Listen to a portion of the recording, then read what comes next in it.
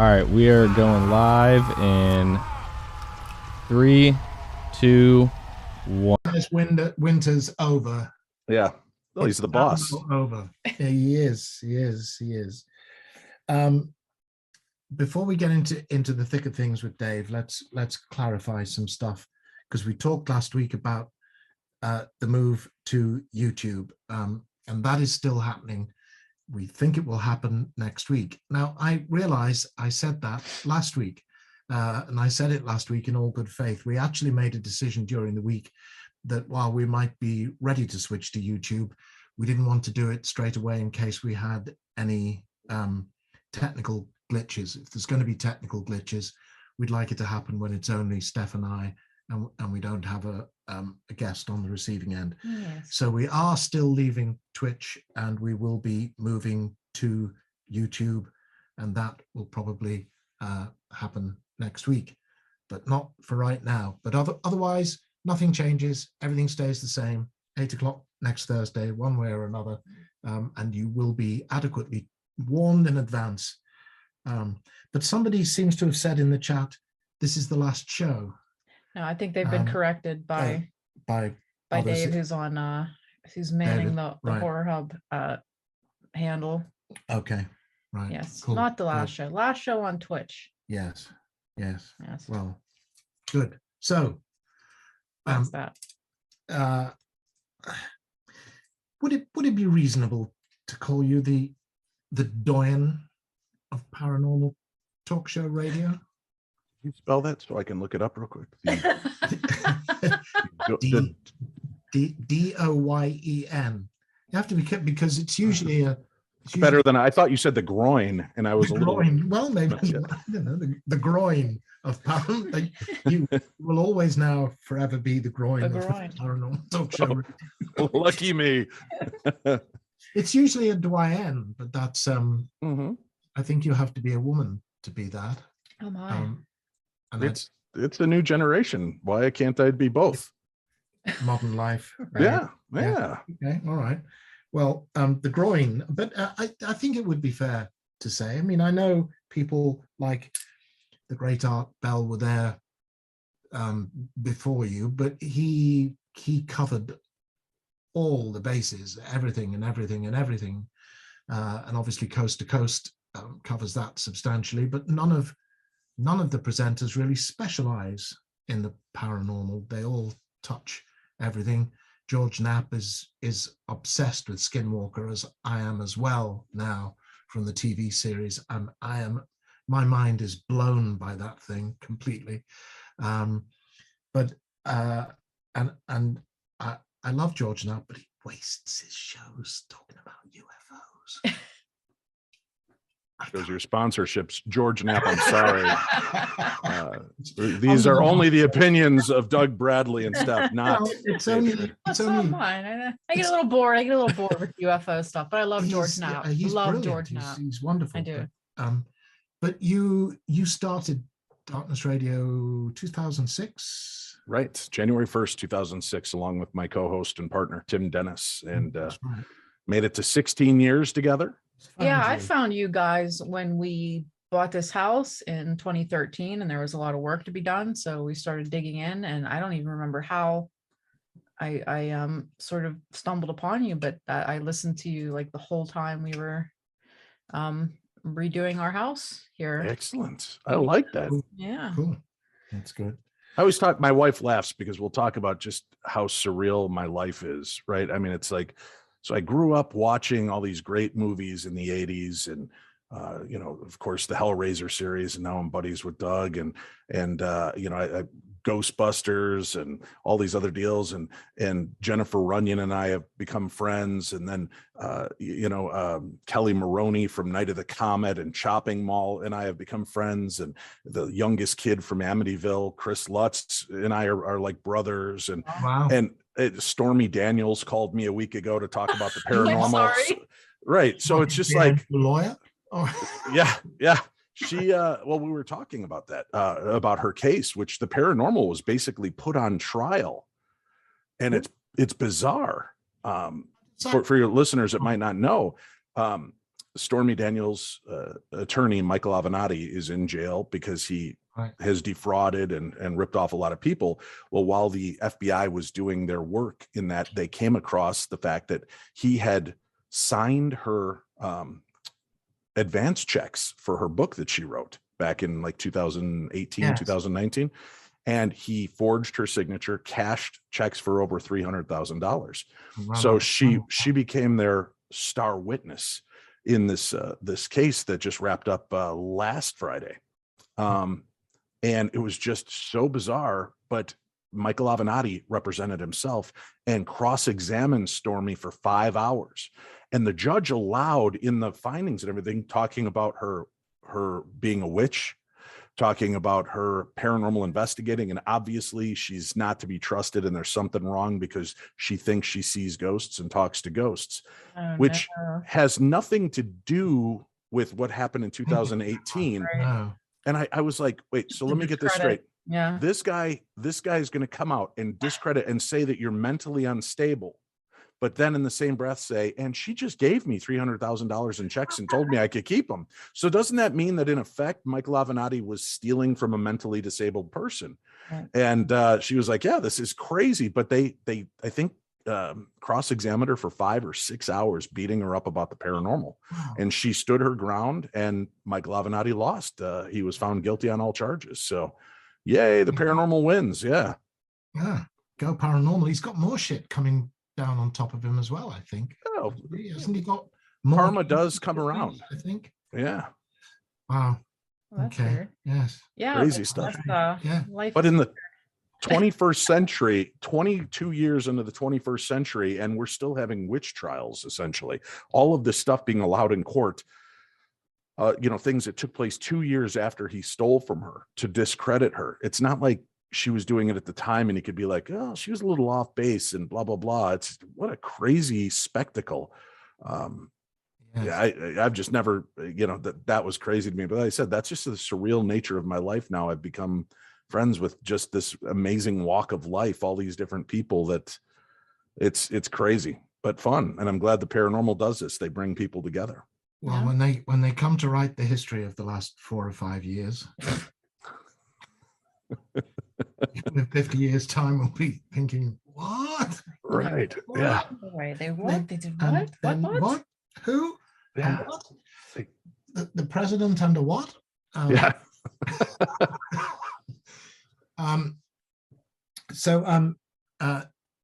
I should reveal that Dave and Steph and I know each other as well, not just from our appearance on Darkness Radio, where we talked about our paranormal experiences at Trans-Allegheny Lunatic Asylum, which we've covered previously on this show. So go and find it on the archives. I won't waste your time repeating it again.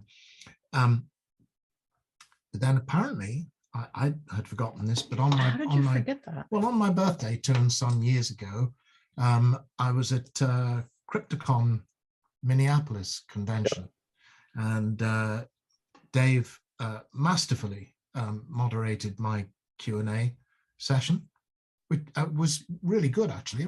Thank you. We went on an hour and some, I think, didn't we? Yeah, we had a great, people loved the conversation. It went in all kinds of places. And then in the evening, Steph and I and Dave and his wife went to a Mexican restaurant. Now, I have been accused of wearing a sombrero in the course of this meal. Which you denied adamantly last week. Well, I didn't deny it. I just didn't have any memory of doing it. However, as is always the case with these things, there is photographic evidence to the contrary, Your Honor. David, if we may introduce into the court exhibit number 1. Yes, yep. Exhibit 1 here. 2. I better be cut out of that. Incontrovertible evidence.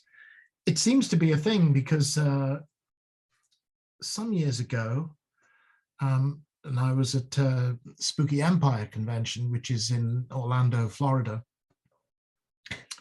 Tom Savini and Rob Lucas, God, I forgot about that and one. I spent a day at Epcot. Tom is obsessed with Disney. Go figure. I understand, but he will never go to Orlando without visiting Epcot. And there is a photograph of the three of us wearing sombreros. Right. Oh, the Three Amigos, yeah. Yeah, Or exactly. Three Caballeros, right? Isn't that the Disney property? Yes. Yeah. And it looks like a very nice Mexican ice cream I'm tucking into there. It was Yeah, a that very looks good good meal. actually. I think I'm Looks wearing good. the same black shirt that I'm wearing tonight. which Good is food, good company. Embarrassing. There you go. And photo Yeah. 2. Oh, there's Uh-oh. more. Photo too. I think one is you putting the hat on, and one is just diving into the. They sang. Didn't they come Mexican around shirt. and sing? Oh, yes, Yeah. they did. Happy Yes. birthday, You an remember that. apathetic happy birthday. Happy Mhm. birthday. Like they do, those places. So you start Darkness Radio in 2006, Right. but presumably this was not just a thing that you thought, I'd like to do a radio show. What should we talk about? Sports seems to be covered. I know. Let's do. This is something that's been an obsession with you the whole of your life. I saw some reference to Granny coming visiting when you were a boy. Is that Right. Is that the point at which the paranormal arrives in your life? Right. I was about 2.5, 3 years old when my grandmother passed. And when I would go stay the night at my grandparents' house and stay with my grandfather, I slept in my grandmother's room. They loved each other, but my grandfather snores, and it sounds like you're running glass bottles through a chipper shredder. So she slept almost down the hall and in a different room. And I would sleep in that room. I have no idea what you're talking about, Dave. That's phenomenal. So angry, even in sleep, so angry. So I would sleep in her room, and my grandmother would come and talk to me or read to me and tell me stories, and I would tell my mom about it in the morning. And she's like, "That's sweet, honey. You remember, you're just dreaming about grandma." And I'm like, "No." And I started getting specific about what she was wearing. And my grandmother had been buried in a closed casket. The only 3 people that knew what she was buried in were my aunt, my grandfather, and the mortician who put her in the dress. And because she had passed away from cirrhosis of the liver, she did not look like herself. So it was a closed casket. So I had no idea of what she was wearing, but I gave a detailed accounting of what she was dressed in when she was visiting me. So be particular with what you choose to be buried in, because that's how you're going to apparently be seen. And how old were you? I was about 2.5, 3 years old at the time. Oh, wow. Now I have no memory of that. And little kids because- are creepy. Right. I had no memory of that as a kid, but my mom would talk about it. And then she finally went to my aunt and told her and said what had happened. And my aunt said, "I've gotten a phone call from mom since she died." Right. And she went on to tell her story about getting a phone call. So it was pretty cool. So I was just in that kind of environment where my mom, my aunt were big into reading all these paranormal books, and then books by Stephen King and Dean Koontz and whoever the new writer of the month was, writing scary stories. And they never made it seem taboo.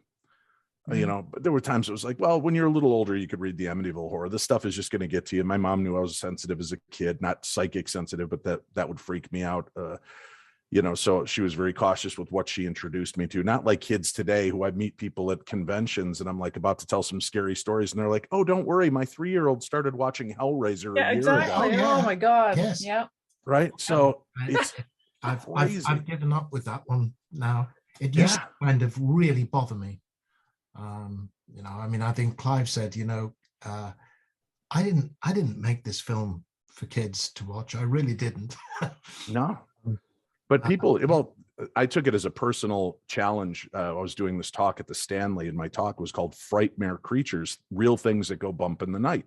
And they were all these terrifying tales that people had shared about all these bizarre creatures, from black-eyed kids to the Bloody Bones Man, the Faceless, Shadow People, Hat Man. And, I introduced, and this woman is sitting in the front row with like a 5-year-old kid. And I'm like, I don't think this is the right talk for you guys. You might want to check out and come back later. And she's like, no, we watch all the ghost shows. He's been watching Chucky and Hellraiser since he was 2. And I'm like, all right. So I made it my personal goal to scare the shit out of this kid before he left.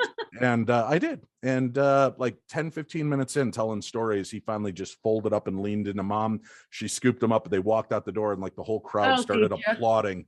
Everybody started applauding. And I'm like, yeah, I'll scar you. I'll scar you. So, but yeah, I've had the supernatural around me my whole life. And because I wasn't told it doesn't exist, and I wasn't told, no, that's not real, I think it just kept me open to the examples and the haunted house I lived in growing up in very white bread suburbia, Illinois, where I have no clue why our house was haunted.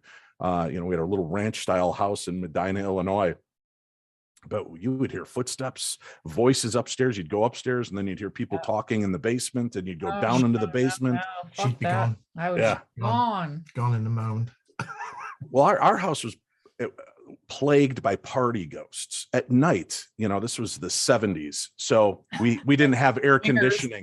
We didn't have air conditioning. Into the fishbowl. Right. So I had to sleep with a fan on every night, and I would be laying there in bed, and I could hear what sounded like a party going on, glasses clinking, low murmuring voices, sometimes music, but I couldn't make out what was being said. And I get up, I turn the fan off and listen, and it would be gone, and I turn it back on, and after a few minutes you could start to hear it again.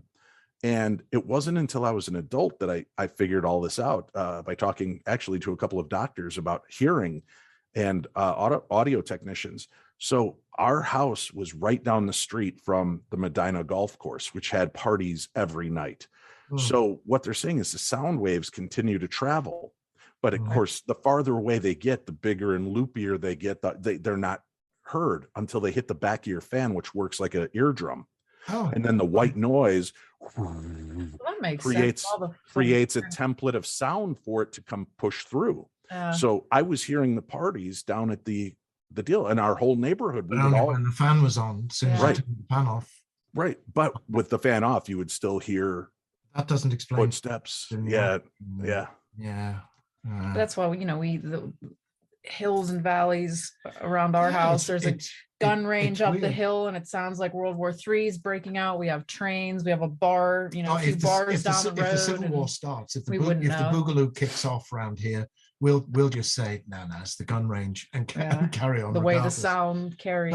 But there's a railway line at the back, which is has the long goods trains. That's at the back of the house down in the valley, and then the ground rises up at the front of the house.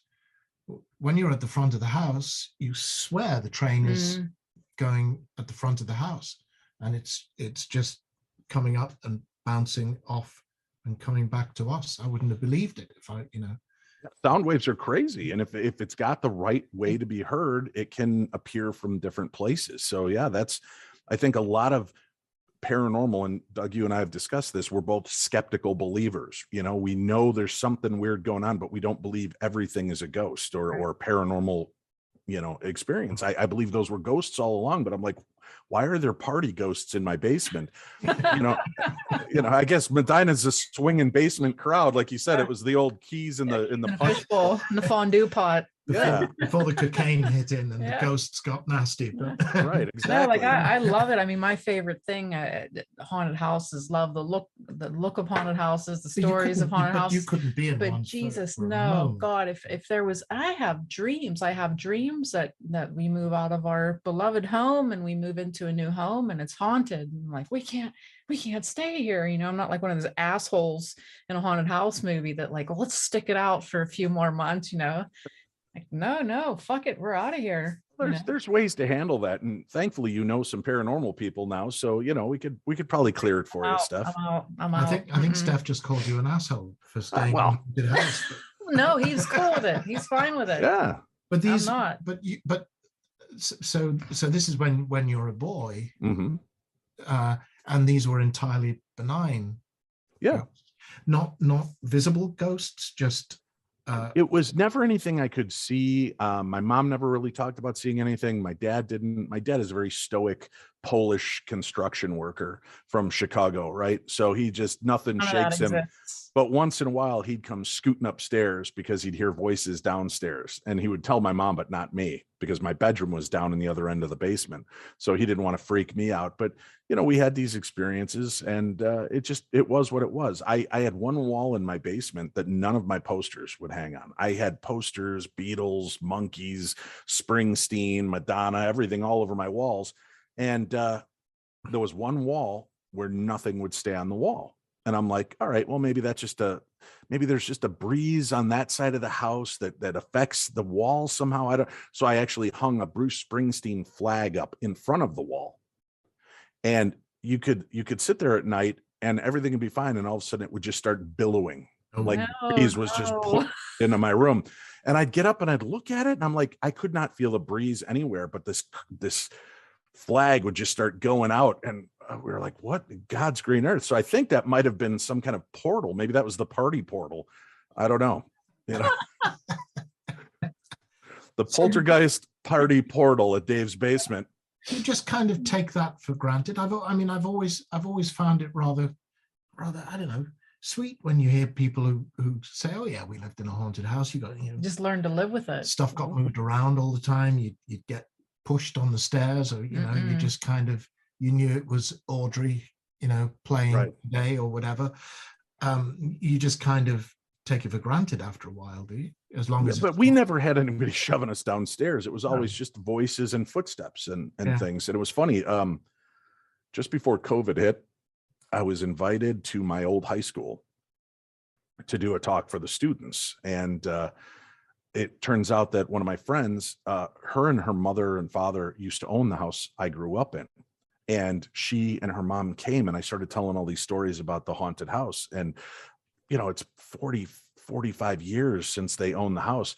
And they're both sitting there and their eyes are like saucers as they're listening to me tell them the weird things that were in the house. And then afterwards they came up and they're like, that happened? And I'm like, yeah, we had it. I said, did anybody die? No, I don't know why that was going on.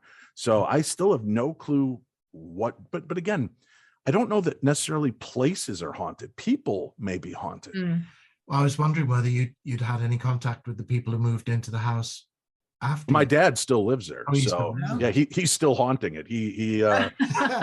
My mom passed away 5 years ago. My dad still lives in the house. And it's interesting. Was he acknowledged now that they are the ghosts still active now? I don't talk to him about it because of my mom's passing, and I just don't want to. Sure. No. He's like I said, he's one of those kind of guys who just doesn't talk openly about that stuff. But I think I asked him once, do you ever feel mom around? Well, kind of. And then I was like, all right, that's enough for me. Yeah, he feels her and he just doesn't want to talk about it. But that's in a different territory too, I think, because two people spend as many years together as I assume your mom and dad did. Yeah, about 47 years. Yeah. Not that person around, or see them or hear them, or, expect them to arrive in a room any moment or come through the front door, whatever it may be.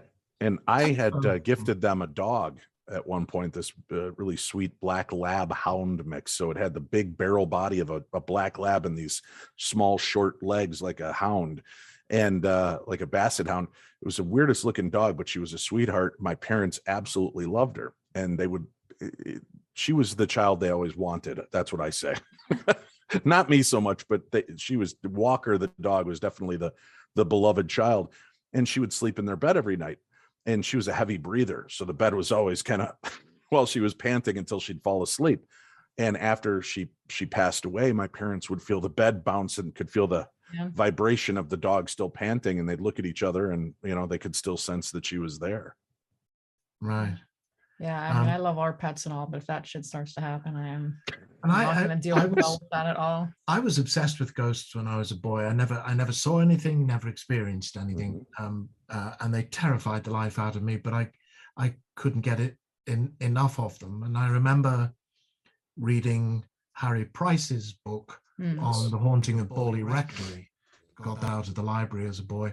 And I was determined at that point that I was going to be a paranormal investigator, because it seemed to me like the thing to be the thing to do to try and answer these questions. There's a touch of controversy around, I think, almost everybody, involved in this area. You, good self excluded, of course. But there were quite a lot of accusations of flim-flam flying around Harry Price subsequently, including the suggestions that everything at Borley Rectory was staged and made up by him, and none of it really ever happened. I still find it one of the most interesting stories. So, the Borley Rectory, yeah. Yes. Oh, it was the Marianne writing on the wall was the thing that I remember staring at that photograph for hours as a boy and just being, the case of the Enfield poltergeist. That's one of the most terrifying stories. And the fact that the movie didn't portray it properly, but that house was basically a hub for every celebrity from around the world were going through that house. That story. They would go in there just to witness stuff, and they would sit there. Now, there is audio of the sisters admitting that they fake the voices once in a while. Was it Bob? What was the guy's name? Well, but that's the weird thing. They were getting him, but I feel like these two little girls felt so much pressure because everybody wanted something. Yeah. So I think she'd start talking like this to make him happy. Yeah. But just down the road from Enfield. The voices you can do away with, but when they'd be sitting there and toys would start zipping across the room by themselves, and voices and footsteps, heavy laden footsteps, you can't just dismiss that. And it was so well documented by so many people. Well, yeah, I mean, I would like to talk to you more about what you think is happening. Poltergeists noticeably, invariably seem to be triggered by the energies of pubescent girls just coming into their sexuality. That seems to be where poltergeists invariably hang themselves. You are so misogynistic. Do you hear him, Steph, blaming this on women? Oh my God. Unbelievable. I suppose it's Eve's fault for eating the apple too. Let's remember Lucifer told her to do it. Absolutely. She could have said no. Right. With poltergeist, they call that a poltergeist agent. And for a long time, they do believe that it did center around young women, but we have seen cases that are happening in young men. They're also noticing it in premenopausal and menopausal women. Right. So I don't know if it's that anarchaic kind of energy that surrounds them, and the paranormal can kind of hormonal shifts going on. Yeah. So that might just be like a battery to them for short periods of time. I always said what I would love to do is find like 5 active poltergeist cases and then pull those teen girls out of the home and put them in like a mobile home somewhere that we know is not haunted. It's a crafted house that we built so that we know there's no ghosts, and put them in another house and then watch the one house in the original house without them there. I think in the case of Enfield, subsequent owners have reported nothing. Right. Well, same with Amityville, but I believe it was the Lutz family that were haunted, and the things that George Lutz was doing that kind of predicated this strange phenomena to take place around them. And that's what the 2 sons remember. He would do transcendental meditation, and there are these lists of spirits and energies you can call in to transcendental meditation to help you elevate. And in older years, Christopher realized that some of the names and recognized the names, they were darker forces that George was calling in.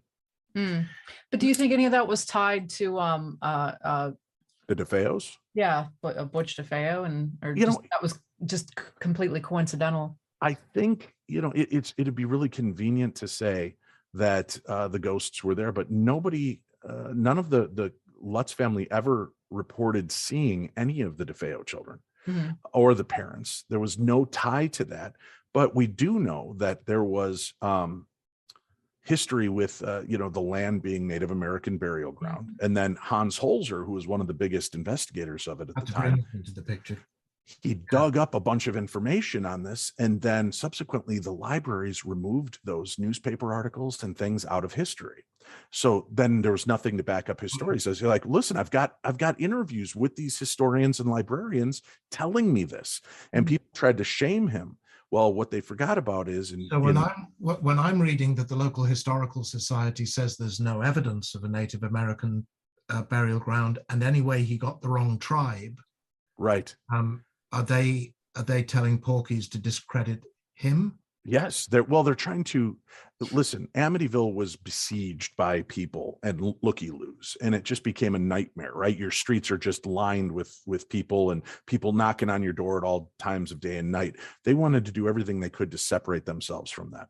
So I understand, but what they forgot is in the 21st century here, we're now able to go back, and you can find all these articles now, all these things as they were doing developments of, if you go to like newspapers.com and some of these other archival sites and start typing in Amityville, Indian burial grounds, things, you'll start seeing the original articles popping up about how they were uncovering these burial mounds and things. And what is so cool, when I was working, I worked for 5 years behind the scenes on Ghost Adventures. I was one of their researchers and location scouts. And one of the coworkers reached out to me. His name was Dan. And he goes, I was doing some poking around in Amityville, and I got to show you something I found. And he gives me an article that predates the Amityville horror by almost 100 years. And article isn't even right. It was just this little blurb. And it was like, the Long Island newspaper from 100 years prior. And it's like, don't forget this weekend, Farmer Bob's, fruit market and veg market, come on out. And then, garage sales here. And then there's this little blurb, and it says, there is a house in Amityville that is haunted. No one knows why, but it is just accepted as such. And it was built by this very rich man who only entered it once and never returned, and let the house fall into disrepair. And they describe the location of this house, and it sounds like it's exactly where the Amityville horror took place. And what is intriguing to me is that all these years, nobody's ever put that at the front of their book, because that actually corroborates the claims that were taking place 100 years prior and now. So to me, there's something to that story. But again, I believe it had more to do with drugs and things that maybe George was into at the time that was creating. Yeah. Well, but if I were to just say, I kind of always suspected that the Lutzes just made the whole thing up, you would disagree? No, they've admitted that with Jay Anson, the author, I think they embellished aspects of the story to make it more saleable. But there was no doubt, and Chris Lutz and his brother Daniel have gone on record saying, listen, we lived it. We saw the things happen. On our first day there, my dog Harry, was in the backyard, and all of a sudden we heard this screaming, and the dog's hung up over the fence being choked by its own collar. And, they had to go lift the dog up and save the dog's life in the last few seconds. So that started on day one for them, and things just got weirder. And the fact that the boys remember seeing things, and what people think, oh, well, they did that to make all this money. They didn't make that much. I think overall through the 30 years or so, I think they made maybe $1 million overall, but they sold rights super cheap. They were, they got nothing, and they left everything behind. So everything. Is it true that they were only there for what, 30 days, 31? 28 days. 28 days. Really? Yeah. Wow. Yeah. And left everything behind. Yeah. All his new Christmas gifts, everything. Yeah. They just, when it came to the crescendo, and of course, Hollywood, I don't know if you know this, Doug, but Hollywood has a tendency of taking a story and making it something it's not. No. Yeah, it's true. Yeah. No, come on. Yeah, it's true. Yeah. Yeah. I read somewhere that Cenobites actually used to just be the precursor to Girl Scout cookie salespeople. And look what Hollywood did to them in a movie. You didn't see the prequel, the movie? It was working on. I did, but why they had Justin Bieber play your part, I don't understand. Behind that. But see, that bit rings true to me. The leaving everything behind bit. I mean, what could possibly make someone do that? I Well, mean, it's like, oh, well, they made sure, so much money and blah, blah, Sure. blah. everybody, Yeah. everybody always wants to bring up money Makes as a it look good. factor. And you have to remember that the biggest detractor of their story, and hand to God, this is true. You can look it up while we're talking. The biggest detractor, the one that was throwing the Lutzes under the bus the most, was a well-known vampire hunter. He billed himself as a vampire hunter, but he said the Lutzes were crazy and made everything up. Right. You can't, and listen, there are, I did a show, about a half a year ago. It's on my YouTube channel, and I revisit Amityville, and I talked to the reporter, the first reporter who had boots on the ground there, and she talks about the weird stuff that was happening while she was there. That's a reporter. Now, it could be said nowadays, well, media sells, if it bleeds, it leads, and you want these kind of weird stories, but her conviction to the story and the people that saw it, and the cameramen and everybody that was involved in it, it's astounding.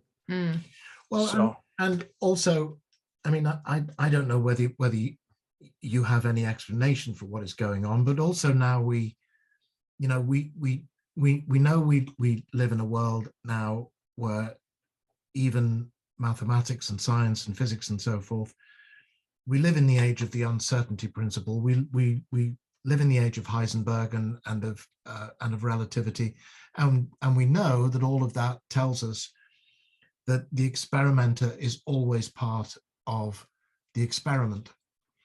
Now, do you think that there's anticipation and interaction between the researcher and the environment that will help a predetermined outcome?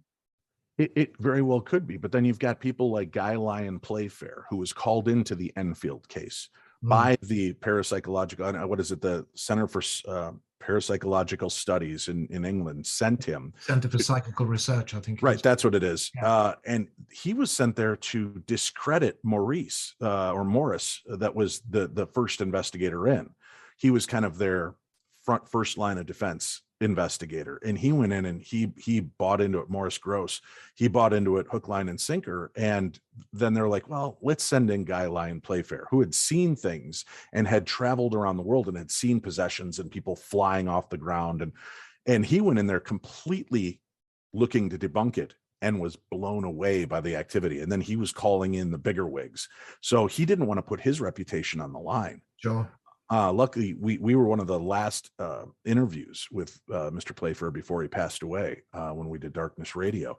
But he, you hear it in his voice, and a lot of people are like, well, he was an author, he was cashing in. And yeah, that could be said, but he was also an author that banked on his credibility and wanted that. And he was a scholar. He was a very intelligent man. So he didn't want to be made to look a fool. Yeah, I mean, not everybody's willing to make an asshole out of themselves for the sake of a dollar. People do want to leave their integrity intact, But that's not me. I'm Dave Schrader. And if you have a job, just email me, dave@paranormal60.com. I have trouble with the ease with which people talk about spirits, whiskey, gin. But I have trouble with that. There's an automatic assumption that if anything makes a noise, or you hear a sound, or possibly a word, or something moves, that it's the spirits. Automatic assumption that that's what it is, and therefore, excuse me, any paranormal activity is proof of life after death. And I'm not sure that even while I acknowledge the existence of paranormal activity, I think it's clearly there, and I've experienced it myself. We've experienced it together at the same time in the same place in real time, incontrovertible. But I don't know that I would for a moment say that it was spirits of the departed. Yeah, I still don't know. I mean, I can't. I'll. The things we experienced, especially in Trans-Allegheny, it's probably been the most active place that we've been to. I don't think there's been a time where we've been there and something hasn't happened, but I don't know what it is. And I was never inclined to say it was a ghost or was a spirit. I mean, because the building itself, when you go into the building, there's an immediate heaviness. There was a lot Even of in good. broad daylight. Yeah. and- Oh yeah. I mean, there was a lot of good that happened in that building. It at first, and then not. And that's definitely Yeah. How does that fear not leave something Yeah, palpable it's- in the room, right? And absolutely. And but what is that? Is that, The stone tape theory, isn't it? right, Yeah, that it's embedded. living witness. yeah, it permeates the structure, I think, and it's just this sort of cloud. I don't know how to describe it, and I would not, wouldn't say it was, oh yeah, it was a ghost, we heard a ghost. I don't know what we heard, I don't know what we experienced, but we experienced it. It was undeniable. As an English comedian called Michael Bentine, and he was never part of the Goons, but he was very good friends with Peter Sellers and Spike Milligan, and Harry Seacombe, and he was a very funny guy and slightly mad. His son remembers his method of harvesting potatoes in their backyard, which was to lay explosive charges along the potato bed, and then he'd stand and he'd gather them round, and his son would get to do the 5, 4, 3, 2, 1, boom, boom, and there'd be this vast cloud of explosives and soil that would go up in the air, and then it would rain potatoes. That sounds fun. And they'd all be running around gathering potatoes. But he, I forget which specific camp it was. I want to say Belsen, but I don't remember which specific camp it was. It doesn't matter. But he said he observed that standing in the camp when there was nothing else going on, in the days and weeks and months after liberation, complete silence, no bird song. And you didn't see birds flying over the camps. If you left the camp, you'd immediately, if you went into the woods even 100 yards away from the boundary of the camp, you'd hear the bird song and you'd see birds, but you wouldn't see them flying directly over the camp, and you never heard them when you were inside the camp. And he said the same thing, that it was like they knew that on some fundamental level that there was a residue of such utter misery, of the atrocities that had taken place there, that they wouldn't go there and they wouldn't sing there. Well, they say animals are more sensitive, animals and children, right? Yes. So our cat was staring into the corner the other day. I got a little freaked She out. does that a lot. That's very. I don't know.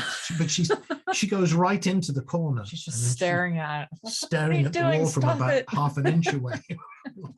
Knock it off. I like it here. Cats. Maybe she's a special needs cat. Have you thought of that? Well, she definitely is that. Yeah. So they're, Aren't all but cats. in those cases, I do tell people, and here's the skeptic side of me, animals have acute hearing. Mhm. And they may go to an area in the corner where a lot of people see their dogs and cats will focus into a corner. Acoustically, the sound from outside might be hitting that so that they can hear it. So Maybe they're turning their head to hearing- listen. The cats that have been fighting outside of our house for a week. Mhm. now. Could be. Yeah, Hmm. possibly. There's a lot of people in chat mentioning places they've visited. Gettysburg is coming up, which is good. Yes.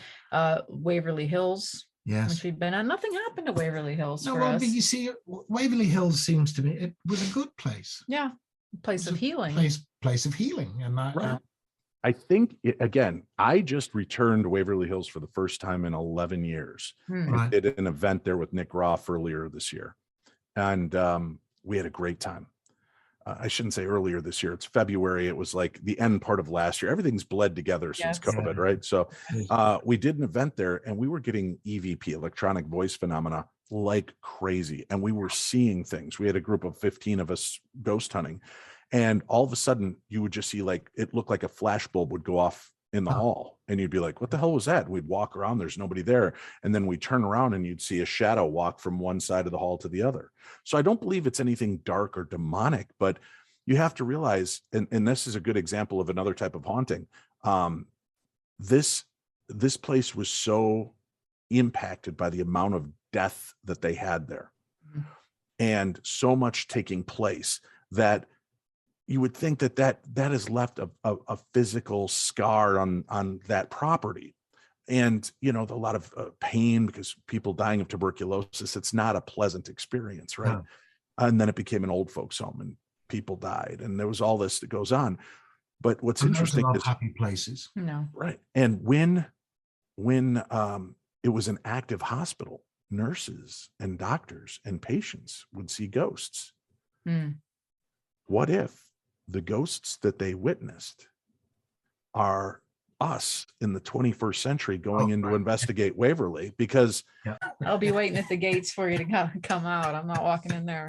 come on, you know, everybody would love a picture of you and I wearing aluminum foil hats inside the Skinwalker Ranch. In the style of a Sombreros. Let's get the aluminum foil sombreros. Yes. It's like a big satellite dish on our head. We'll just get one of those little antenna. Oh, great. I like it. Dave Schrader, you just don't take the supernatural seriously. All this joking around, this is serious business. I think you could still have fun with it. I love the paranormal. I love the what ifs and the pontificating of these theories and ideas.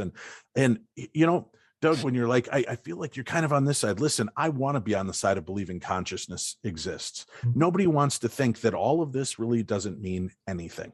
Of course, absolutely. Right. 100%. But I also believe that if I knew, and let's say tomorrow, Jesus Christ popped up in the sky, everybody saw him, no doubt he's handing out fishes and loaves and he's talking to everybody and he's like, guys, listen, there is an afterlife, heaven thing, Jesus. Yeah, heaven rocks. Fill my basement with wine. Exactly. Yeah. He's touching lakes, turning them into, you know, Chablis or ports, whatever you're looking for. But he's talking to you dead left and right. Yeah. And then he takes off. Now we all know heaven exists and it's a wonderful place. How many people that are on that borderline of suicide decide we'll have to make sense of it all? He's gone away again. Right.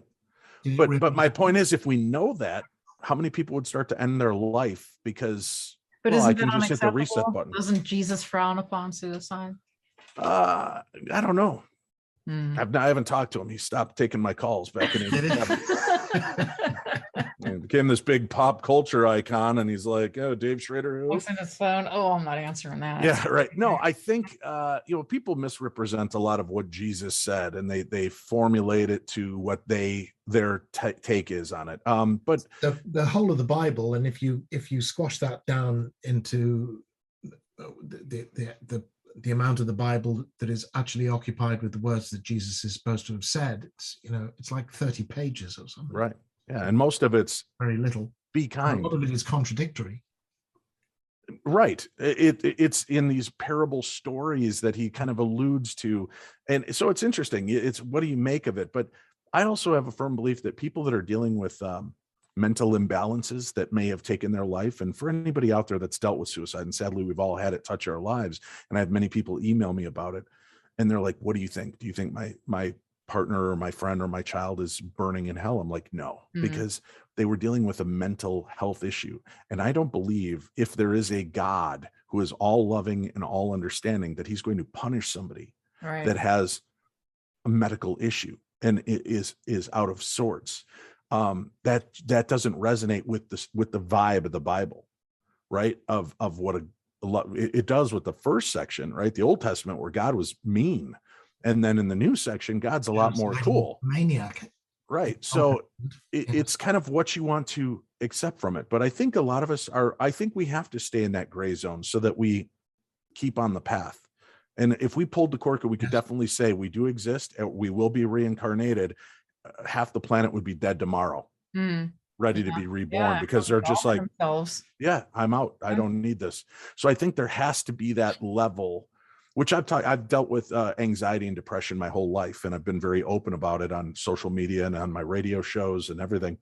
And I felt that I had a very angelic intervention when I tried to commit suicide when I was a teenager. The gun clacked, nothing would, bullets are in there, bullets lodge, click, click, nothing.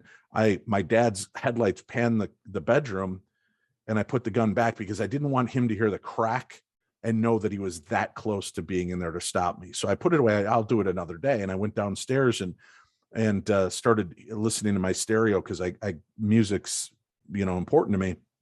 And I kept hearing Bruce Springsteen's Dancing in the Dark, which I'd always just taken as this bubblegum pop song until I started listening. And it was like every channel I turned to, I was catching that song. And of course, it was the 80s where they did that. They played songs on every station 100 times, but it was that album was everywhere. Right. But all of a sudden it was stripped away. It wasn't about this guy dancing with Courtney Cox on stage. It was, this guy struggling with who he is. I don't like my hair, my clothes, my face. This place I live sucks. What am I going to do to get out of here? And then he's like, hey, man, you can't start a fire sitting around crying with a broken heart. You can't start a fire worrying about your little world falling apart. And all of a sudden it just snapped. And I'm like, boy, as a teenager, it's real easy to get self-absorbed, but this guy knows what I'm talking about. And he survived. So this guy, and then all of my theories on that came true. And his book came out a few years ago and he talked about lifelong depression that he's battled. So, I think that I haven't had a very compelling story with my mother since she passed away. And we were very close and we were both into the paranormal. And I think it's because if I got that 100% proof that it was mom, next time not even that, but next time that wall of depression and anxiety hits and suicidal thoughts flicker, I know we survive it. Boom. Maybe that's enough to take me down that legend. So I'm very cautious. But with that said, you wouldn't know that you necessarily in your survival would be going to the same place that she occupies. Right. You might find yourself surviving, but on your own. And I think heaven is a matrix. I think heaven is what we've created in our mind. And if we've put into our mind that we're going to hell, I think that's where we're going. If you put in your mind that you're going to heaven, I think heaven's going to be what you expect. It's going to be McRib sandwiches and Twinkies, and I never gain weight, and I have my 80s hair. Right? That is going to be heaven. On a cloud being happy for eternity. Right. Yeah, not clouds. McRibs of all things. Yeah, McRibs. Right. I finally can ask God, what's in a McRib? And I'll know. And why did you allow McDonald's to exist in the first place? Today's episode is brought to you by McDonald's. McRib. So there's, a lot of these aspects of the supernatural and paranormal, I think, are meant to keep us alive. And I really do believe that it does tie in with religion. I think we're supposed to question things. We're not supposed to be sheeple, just walking through life blind.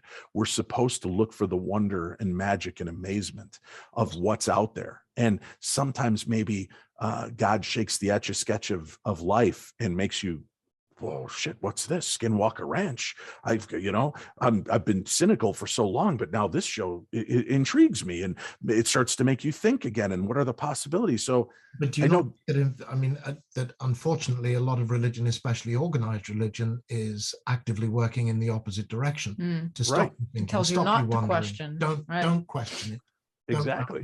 Certainly, my grandfather, who was a man of the cloth, that would have been the first thing he'd have said to me. Don't question it. You don't question it. You don't question the will of God. But I think if you read the book and read the true conveyance without somebody else telling you what their impersonation and interpretation of it is, there's wonder in every one of those stories. If we're not supposed to talk to soothsayers and psychics and mediums, why were they able to do that in the Bible? Why were these gifts? Why was, people were being brought back? In every story, there's one. Right. And and find that again. And you know this because you have this extraordinary life, and you have had for 16 years with Darkness Radio, and then 54 years being alive and having weird stuff. Yeah, you spend your professional life sitting in a darkened room with these voices coming through your headphones telling you these stories, because a lot of your show is built around people calling in and sharing their experiences with you, and you're never quite sure what's coming next. Right. That's and as I say, there is wonder in every one of those stories, but you must be constantly battling between the, I want to believe and I don't think I quite do. I think that's where we are. Tightrope. It's certainly where I am. Yeah. What I find though is interesting is, I get people that'll email me and they're like, come on, that guy last night on the show, did you really believe his story? And I'm like, I don't need to believe. He believes. And I think it's equally as fascinating to hear why Doug Bradley believes that eating peanut butter will allow him to see angels. Because to me, I want to know, where does that come from? Why do you believe that this is something that'll happen?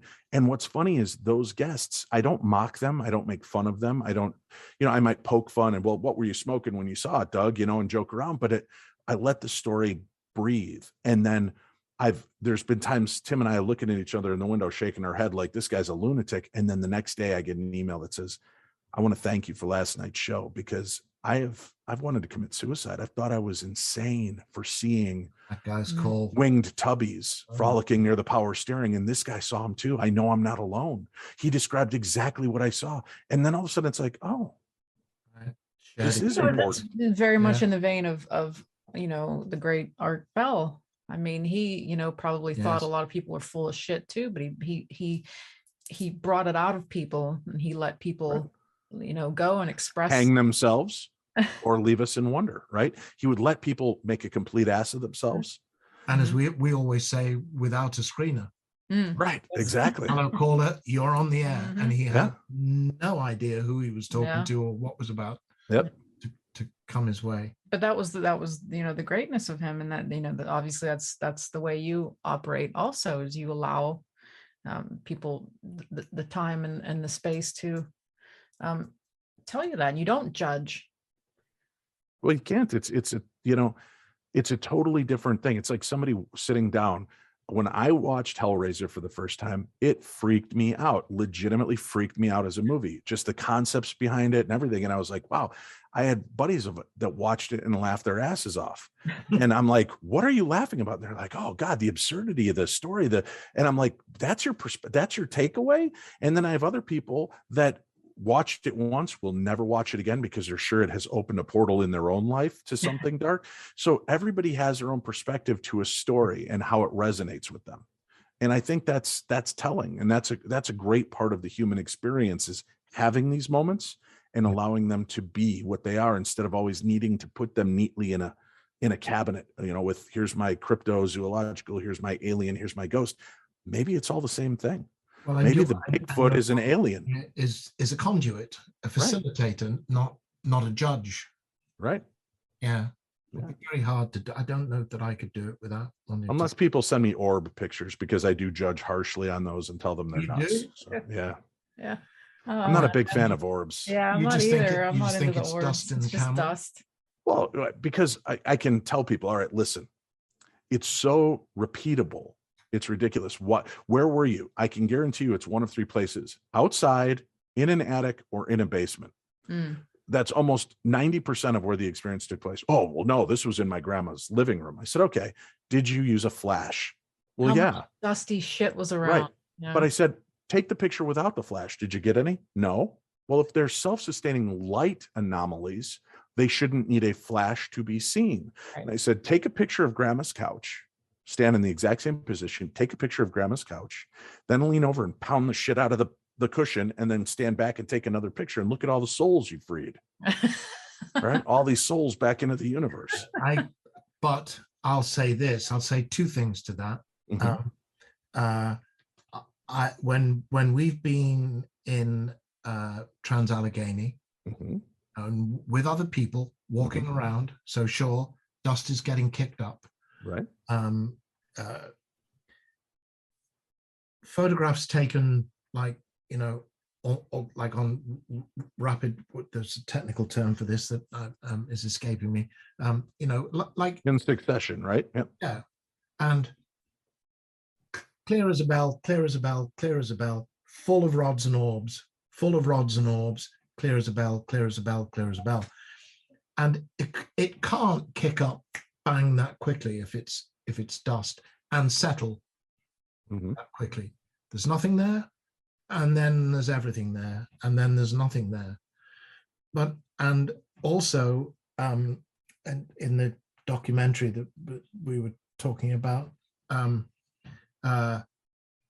when the ghost is being talked about, an orb comes in, it stops, just one orb comes in, it stops, and it travels towards the person who's talking in a diagonal. And it's not a random floating thing, like, dust motes would be. Hmm. And that seems to happen a lot. There's That a there's single a lot of dust orb in the world. will But travel in a definite plane through an image. I get that, and I understand it, and I do find it intriguing. However, I also find it really hard to believe that my spirit is this little fleck of light, Yeah. Like what and is that's all Where's that the orb? that resides. That's But just delusions of grandeur, Dave. That you think. maybe I have a much bigger orb of light. I just want to expand. Yeah. But I will say this: maybe if it is an electromagnetic energy that has entered the room, Yes. like a Swiffer sweeper, which is Mhm. collecting the dust because of static electricity as you're moving the sweeper, maybe what it's doing is it's moving through the room, it's drawing the dust particles with it in those few moments. So and we've actually had some interesting elements of that. And now with that said, if somebody comes up to me and they're These are the ones that I have no time for, because it's You- always you the don't same think- thing. How can you Let's believe in hear that orbs and again. not believe in EVPs? Let's hear that again. Oh, it clearly said, my name is Bob and I'm 42 and I support the Yankees. I agree. Let's hear it again. Here's the problem though, on a lot of the TV shows, they'll take the recording, and sometimes it's just the recording as you're hearing it played back that one time. They don't even necessarily take the audio off of the recorder and put it in to lay it in. They're just taking that and boosting it, and it distorts. But there are times, and I would love to go ghost hunting with you, because I do get really decent EVP, and then I get a lot of shit EVP. But when we're in a location and we're doing something, and we did an episode of the Holzer Files where we were at this home that was part of the Underground Railroad. Mm. And this woman's spirit would be seen looking out the window. So I was starting my solo investigation over there. But Cindy kept saying, no, there's something on the other side of the attic. And not over here, something over here. And I'm like, whatever. What does a psychic know? Everybody else sees the ghost over here. So as I'm overdoing some EVP work, and it's just me and my cameraman, we start hearing something banging around like 5 feet from us. We can clearly see, even though it's dark, you can clearly see there's nobody over there, but you can hear something walking around. And I'm in the middle of trying to do a clearing prayer. And I walk over and I turn the recorder on. So it's recording for a few seconds. And then I start off with, listen, you can't intimidate me out of here. You can't start banging things around and blah, blah, blah, blah, blah. And I play it back. And the first voice on the recorder before I even speak is you hear this voice say something like, stop, don't send them to heaven. And it was so loud and clear to us that they ended up naming the episode, Don't Send Them to Heaven. And I was like, I was just praying over here. I come over and I'm not even addressing the prayer at that point. I'm just, hey, you can't threaten me. You can't push me out of here. Stop trying to intimidate me. And this voice tells me, stop, don't send them to heaven. I have no explanation for that. There's nobody, it wasn't, it's a recorder. You can't broadcast into it. And we take the audio and we played it live in scene. So I caught the recording, played it right back, and we heard it. So I'm with you. I know how we can make mistakes with things we visually see and we hear, but then there are times when you're like, hey, Dave, it's you and I, and we're the only ones in this room. And I just clearly heard a woman say, what are you doing here?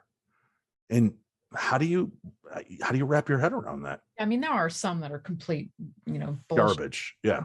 But the people that Art used to have on all the time, my eyes would water.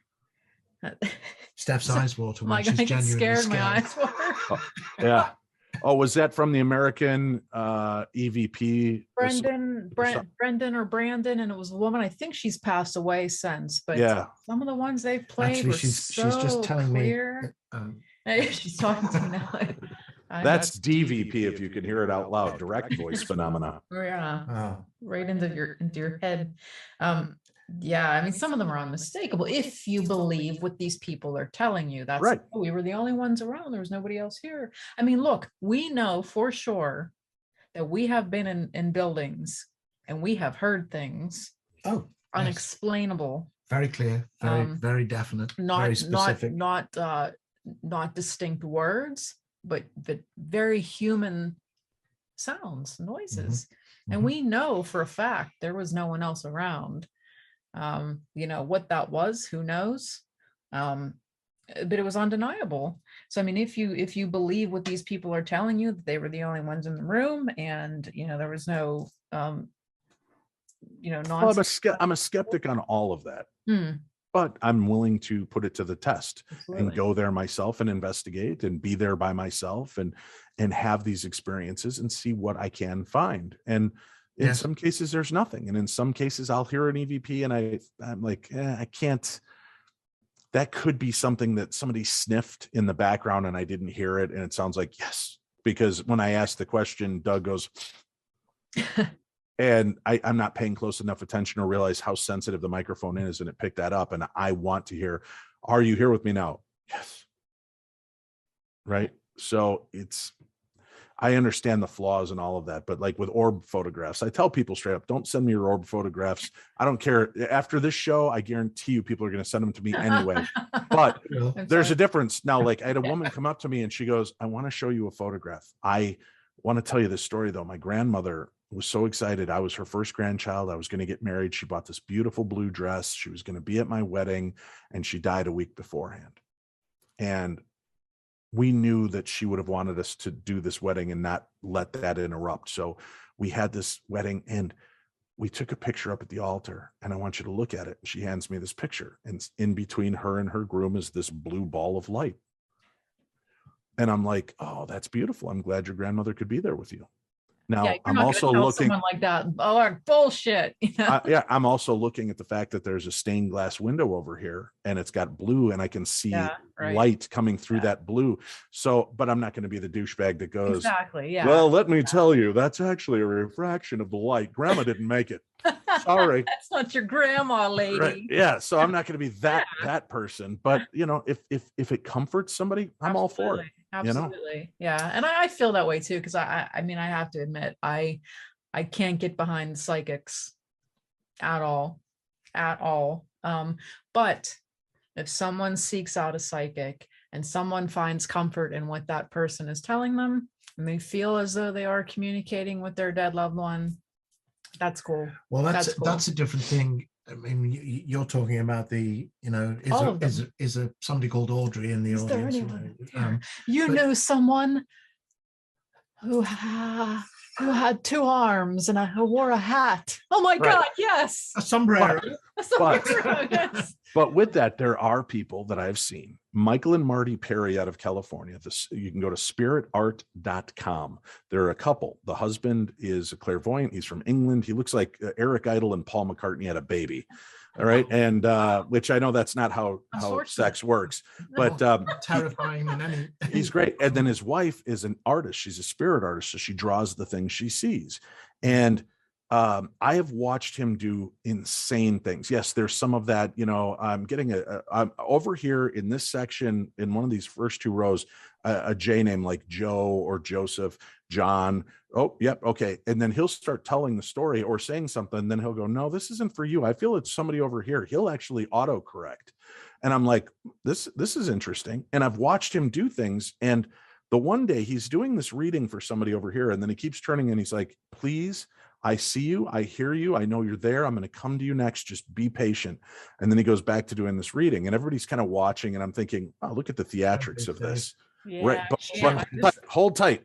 This is where it gets one of those kind of, what the fuck did I just see? Right. So he's talking and then he stops and he goes, I'm sorry. Would you stay here and let me communicate with you in a few moments? I have to deal with this. Thank you. I'm going to come back to you. And he goes over here and he goes, what? Okay. All right. And he goes, somebody over here in this section, there is a horse standing in the aisle. It has a black face. One side is black. And then there's a big round white spot over his other eye. And it's standing right here. And this woman just bursts out crying. Her fucking horse died a week ago. And it was a black horse with this big white spot over its eye. She had a photograph. And he's like, he just wants you to know he loves you. And he was so thankful for what you did for him. And blah, blah, blah, blah, blah. And we're all like, did that just happen? That was so precise and unbelievable. And then he goes back and about it in the lobby before she came into the theater. It would be easy to think that, but how the hell? Peter Popoff. Wouldn't the Remember horse, him, right? why He is the horse doesn't. speaking He didn't English? even have the little cartouche in his ear, or the little headset in there where somebody. Yeah, go to the third row. That's He Doug didn't say- Bradley. There's a horse standing in the aisle, and it's telling me, "Yay!" It's like, Right, but no, it was sight. But I've seen them do things. I've seen them. It boggles the mind, but I've seen enough that I have to say I think there are some people that are extremely gifted at what they do, and if it's fake, God love them, because that's the stage show unbelievable. thing as well is a different thing from someone picking up a feeling, a something in a place they've never been to before. Right. Situation.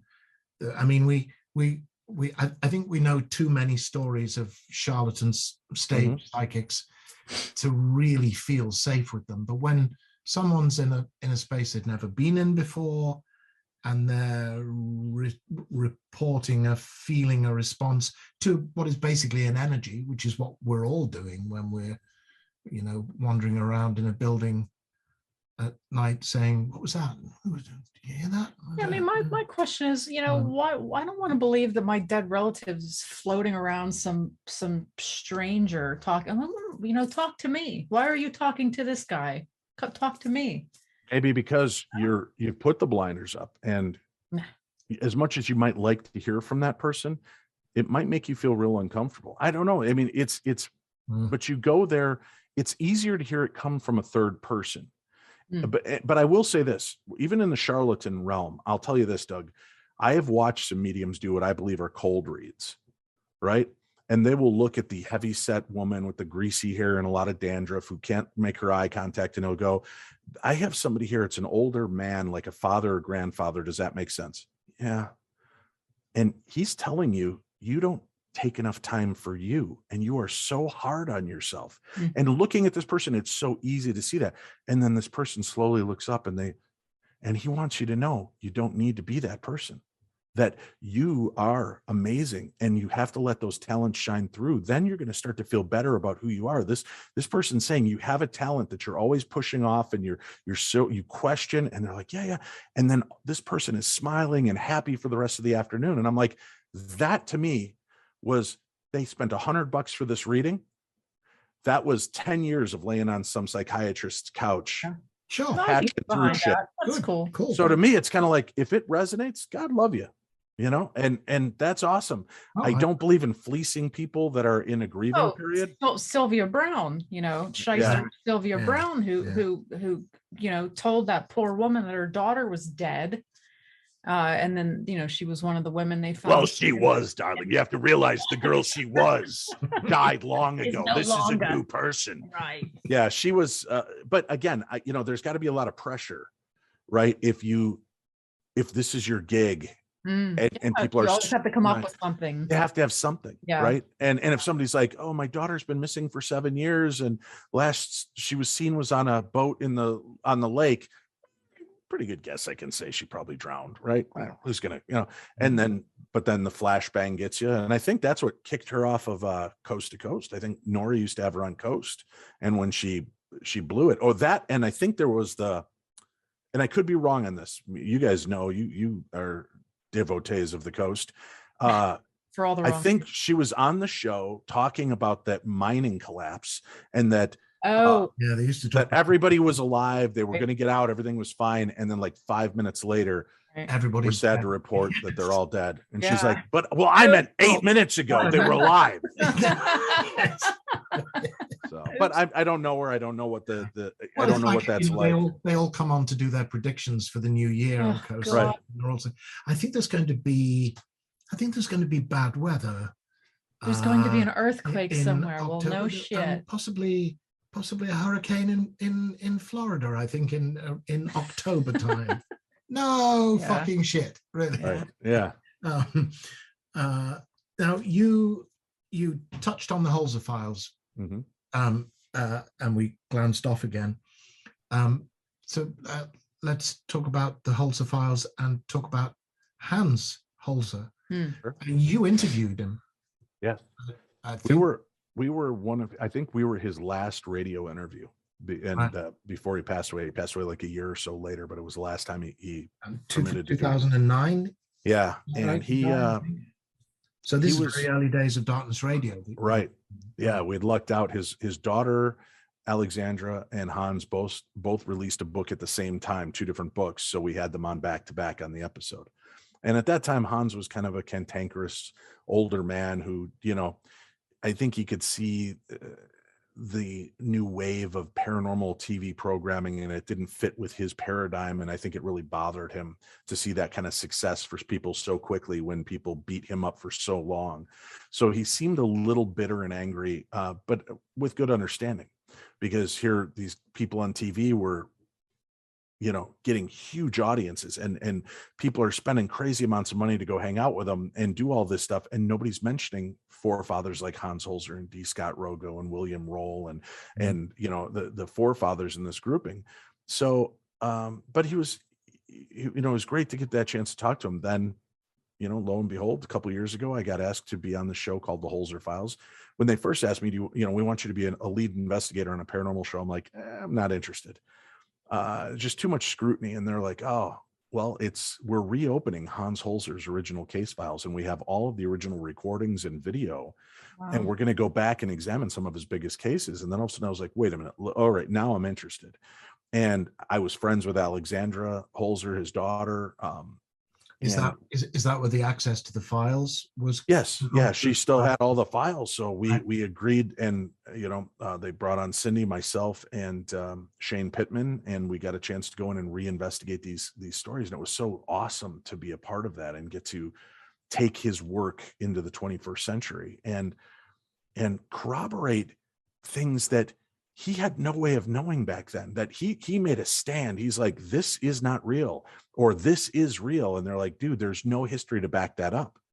And now in 2021, you know, 2020, 2019, we've got access to newspaper.com and all these archival sites. And we can prove he was right all along. There was a guy named Buster Barnes who owned this bar and murdered somebody and hid the body under the floorboards, but they wiped it out when they burned the building down. And you couldn't find that unless you knew the right keywords, but he knew what he knew. And we were able to validate a lot of his stuff posthumously. And I really felt good about that. And it was stuff that I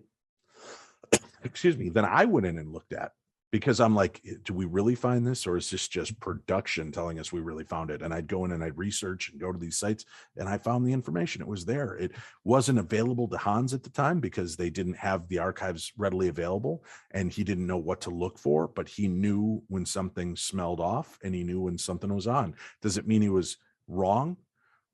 Sometimes, sure. We're all fallible. We can make mistakes, and he might have made some assumptions along the way, but for the most part, the guy was pretty interesting in the way that he approached the paranormal.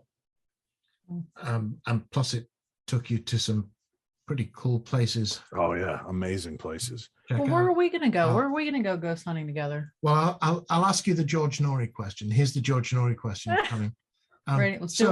Boxer briefs. Let's do it at the same time. Ready? 1, 2. We don't 3. know if it's going to be the same one. It is going to be. Or the question? Okay. 1, 2, 3. What's of all the places? Oh, what's the one? All right, so we've just proven psychic phenomena is bullshit because these two didn't know what they were going to do. To the one I was going to ask the George Norrie question, which is, so of all the haunted places you've been to, which is your favorite? What is the Queen Mary comes up an awful lot, which I'm always I don't know why a fucking boat that's now anchored somewhere in dry land in America is so damn haunted. I don't understand, because Americans also, you know, if it's old, it's haunted. If it's old, it must be haunted. Yeah. I mean, you know, one of the best definitions of the distinction between British and Americans is that British people think 100 miles is a long way, and Americans think 100 years is a long time.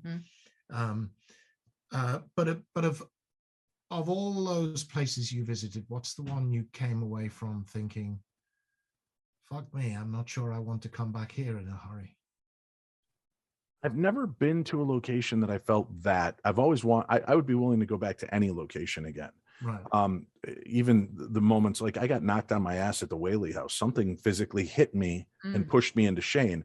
And it was very disturbing and unsettling to me, but I'd go back, you know, I want to understand more, but I love the fact that the show let us be who we were. You know, I didn't jump to the conclusion it was a demon that threw me. I just thought it was a pissed off ghost. And, you know, I went along with that. And, you know, why I felt that way. And they accepted. They weren't trying to force me to say, no, dude, it'll be better for ratings if you say it's a demon. They never pushed that. They're like, what do you think? What are we dealing with? And they were great with letting us be Hans Holzer in surrogate form. But Waverly Hills has never let me down when I visited. It's interesting that we didn't experience anything there. Not there. Cool building. Yeah. Well, we've never been there without shit happening. Right. And I long to go to that place. I mean, I actually miss it when we're not there. I would say Franklin Castle in Ohio was one of the most I'm not familiar with that. impactful experiences we did. The episode is called Final Word of the Holzer Files from season 2. And it was one of those synchronicities. It was so strange. I remember I woke up that morning, and as we all do, I lifted up my phone and I started flipping through, and there was like, oh, here's your memories for the past 5 years. And I start scrolling through, and there's, oh my gosh, there's my daughter in the hospital when we almost lost her due to diabetes. And it just came up on her and almost killed her. Right. And the prayer requests and everything. And I'm, wow, this is amazing. And I put my phone away, I get ready, I go on set.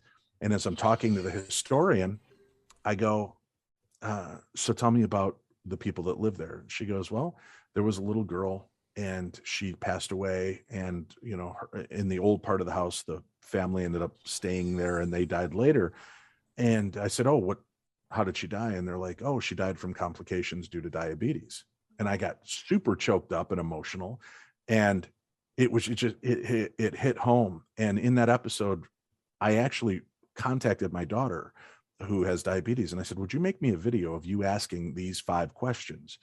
And she did. And then when I went back in to investigate that night, this little girl's ghost was only known to show herself to children. So I'm like, all right. So I have the video of my daughter asking the question. She's like, hi, my name is Ripley. I have diabetes too. What was it like to die? What was this? You know, and she asked these questions with this purity of childhood. We caught a really interesting EVP. And then later we caught what I think is still one of the best pieces of ghost footage I've ever seen. And while we're doing this, I had this crazy idea because I know Ouija boards piss everybody off when you bring them onto a TV show. So I said, let's bring in a Ouija board, but we're going to do something different. But I want you to show it in the commercial. So everybody's like, God damn it, they shouldn't be using Ouija boards. And then what we did was my idea, talking to all these Ouija board experts, is can we shut down all the past things that supposedly have been opened? So she's like, sure, if you're putting out that intention. So we did this. We were pushing the planchette. We were pushing the planchette in the infinity symbol. And we were just calling forth all the spirits that had been called forth before through the Ouija board. And we were sending them back and whatever, you know, closing those portals just as a ceremonial moment. And as we're doing it, over Shane's shoulder, where I sat the night before doing the EVP work, you see this spirit of this little girl appear on the stage. She's sitting there watching us, and then she just fades out again. And when we had that reveal, I was bawling my eyes out and, you know, watching this thing, and I'm like, holy shit, that is amazing. And it's one of my favorite episodes. Again, it's called Final Word. And when you watch it, you'll find out why we call it the final word. I don't want to give it away for anybody that hasn't seen it yet, but it was compelling on many reasons. The woman that we revealed to was not happy. No, it wasn't. I think it was like our 2nd or 3rd episode of season 2. Okay. Yeah. But Franklin Castle is actually like 15 minutes from where I live. Oh, it's amazing. Yeah. I've never I've heard like really good stories about it. And that one, yours is unbelievable. Yeah. It's so, but each place, you know, Doug, I love history. I know you like history. We got to go to the conference house where Benjamin Franklin and his cronies stood up to the king, you know, the liaison that came from the king. And they're like, listen, we'll give you whatever you want. We'll give you riches. We'll give you titles. Just put down your weapons. And Franklin, and they're like, screw you. No, this is America. We're not doing it. Go back home and let them know. And that was an amazing moment. But that place is known for that story that lasted, I think, 3 hours of its entire history. But I still got to stand in that room. And I was at the Morris Jumel Mansion in New York, Is that in Philadelphia? No, it's in New York, the conference house. Then we were in New York as well. We were at the Morris Jumel Mansion, which is one of the coolest ghost stories ever, because it was witnessed by an entire crowd in the day. This group of kids were standing outside. It's a beautiful old mansion that they use as a museum. They're waiting to go in for a school field trip. There's a few parents and teachers there, and as their kids are all being rambunctious outside, this woman comes out and she shushes everybody and then goes back in, and it's on the second floor. And a few minutes later, the docent shows up to let them in, and the teachers and adults are like, "Hey, we're really sorry. We didn't mean to piss off the other employee. You know, we quieted down the kids." And she's like, "What do you mean?" And she goes, "Well, you know, we were all out here and that woman came out and shushed everybody pretty angrily." And she goes, "There's no one else here." And they're like, no, we saw her. And when they walked in, there's a portrait of Eliza Jumel, and they're all like, "Holy shit, that's who we saw." And it was in newspapers. It was a huge group of people that witnessed this. And that's something, again, you can't just discard, because they all saw it. Yeah. And so that was cool. But I got to stand, and George Washington used it as a stronghold during the war. So to stand in these places where there's real history and stories and Native American culture that's been forgotten, that we were able to bring back and reappropriate the story to give it back to the Native Americans to say, you won't be forgotten. And that was great for me. That's part of my back of a matchbox pop psychoanalysis of America and its obsession with hauntings and its belief, you know, there are spirits everywhere, is that America has a haunted psyche.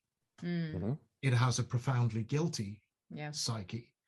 You know, if you're being unkind, you'd call it genocide, but at the very least, it's ethnic cleansing. And you know, America was built on that. It just is. Love it or hate it, it is built on that. There's no United States of America without that process happening. And that's my kind of, you know, quick sketch.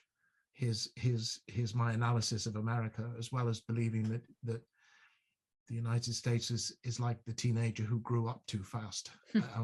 I agree. Which also begets because of the torture and the horrible things. Yeah. We've scarred the land and the places and the people, and that blood has been there. And here's something to consider, and I'll shut up after this, but you know, where does a spirit reside? What is a spirit? I have a friend, Sergeant Paul Dosty, who was one of the top cadaver dog specialists, and his dog Buster was finding graves outside that were over 200 years old. So you mean to tell me rain, sleet, snow, this dog could still pick up on an energy, could pick up on a scent of something that was there 200 years ago, and he was point on. So there is an energy. So cadaver dogs can smell it out of the leaves of trees that are growing over places where people exactly. So there's that's that element of something exceeds life. And it's so fascinating to me to think that, you know, that could, all the blood, sweat, and tears that went into making this country on the backs of the indigenous people and the African Americans and the Irish and the Jews and any of the Italians, anybody that came over here that we treated horribly. Brought in to Chinese, the Transcontinental Railroad, and then you know, all kicked to the curb when it was done. We don't exactly anymore. So there's that's a lot of damage that's left. And I believe that sometimes these hauntings are a fracture of who we once were, not the full. For good measure. Yeah, right. Huge number killed. Yeah, and it's just, we've been nothing but a country bathed in blood since we started. Yes. And on that cheery note, this is Dave Schrader from the Paranormal System. Now we can ask. That's a cheery thought. Yes. Two series of the Holzer Files. There will not be a series 3. You have something new, a cooking. I was just gonna ask the last George Murray question. So, you know this one. Well, here, let me wrap this one up real quick. Right, we did 2 series of Holzer Files. We wish we could have done more. We loved it. I'm hoping maybe there'll be an opportunity to revisit that in the future. Presumably there's an awful lot of Holzer Files that Alexandra still has. Oh, on top. tons. Yeah. Hundreds. And then but Cindy Kaza and I did film a new series, and that's all I can say, and hopefully that'll be out here in spring or summer. Shane Pittman filmed a new series that'll be on another network. Hopefully that'll be out sometime in spring or summer. So we're all still working and active and out there trying to shed light on the supernatural. So we're still existing. So just keep following our social media, and you'll keep up to date with what we're doing. All right, what's your Nori part 2 question? Nori part 2 question. The Well, final- I final already know Nori- the answer to this, but it would be so. Dave, what's next for you?